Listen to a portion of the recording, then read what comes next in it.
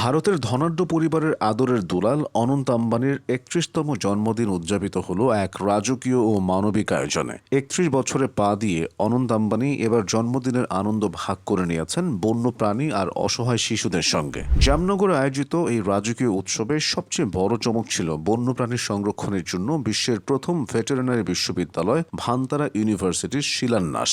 এমনকি তার জন্মদিনের কেকটিও ছিল প্রকৃতি ও বন্যপ্রাণীর বার্তা সংবলিত একটি খোলা বইয়ের আদলে তৈরি। শুধু উৎসব নয়, এই দিনে আম্বানি পরিবার দেখিয়েছে মানবিকতার এক অনন্য নজির। ভারত জুড়ে ১ লাখেরও বেশি গরুকে পবিত্র ৫৬ ভোগ খাওয়ানো হয়েছে, যেখানে লাড্ডু, রাবড়ি থেকে শুরু করে গুজরাটি ঢোকলা আর ফাফড়ার মতো ৫৬টি বিভিন্ন পদের বিশাল আয়োজন ছিল।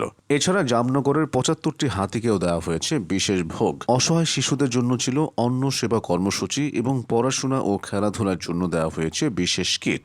বলিউডের নক্ষত্রপুঞ্জও নেমে এসেছিল জামনগরের এই বার্থডে ব্যাশে। শাহরুখ খান, সালমান খান, রণবীর সিং থেকে শুরু করে সঞ্জয় দত্ত কে ছিলেন না সেখানে। ধর্মীয় ও জনকল্যাণমূলক কাজে এবার ১০০ কোটি টাকারও বেশি ব্যয় করা হয়েছে।